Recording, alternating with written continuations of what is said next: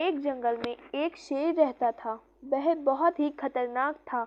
उसी जंगल में एक चालाक लोमड़ी भी रहती थी। शेर के सामने जो भी जानवर आता, शेर से पंजों तले दबोच लेता था। एक दिन की बात है, लोमड़ी जंगल में अपना खाना खा रही थी। तभी अचानक वहां शेर आ गया और शेर ने लोमड़ी को पंजों तले दबा दिया। लोमड़ी को लगा शेर अब मुझे जिंदा नहीं छोड़ेगा।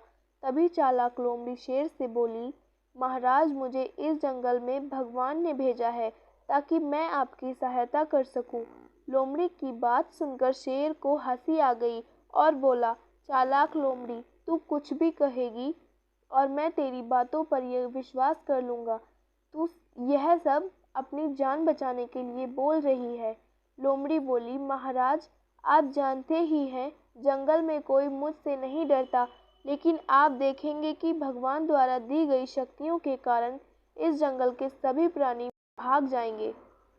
शेर को लोमड़ी की बातों पर कुछ कुछ विश्वास हो रहा था और शेर बोला, ठीक है, तुम इस जंगल के जानवरों के पीछे दौड़ो, मैं भी तुम्हारे पीछे रहूंगा ताकि तुम भाग न सको। अगर जंगल के जानवर तुमसे डर गए तो मैं तुम्हारी बातों पर विश्वास कर लूंगा, नहीं तो तुम्हें मारकर। चालाक लोमड़ी ने झट से हाँ कर दी।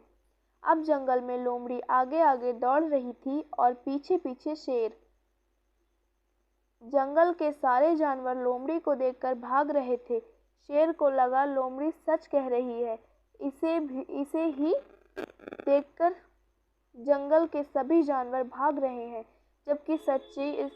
जबकि सच्चाई में लोमड़ी के पीछे शेर था। तो शेर को देखकर ही जंगल के जानवर भाग रहे थे।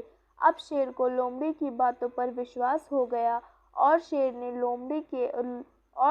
लोमड़ी को अपने साथ रख लिया। अब शेर जो भी शिकार करता था उसमें से एक हिस्सा लोमड़ी का होता था। इस प्रकार चालाक लोमड़ी ने अपना दिमाग से न केवल अपनी जान बचाई, बल्कि शेर की विश्वास पात्र बनकर उसके भोजन के एक हिस्से की हकदार भी हो गई। चालाक लोमड़ी और शेर की कहानी से शिक्षा मिलती है कि संसार में असंभव कुछ भी नहीं है।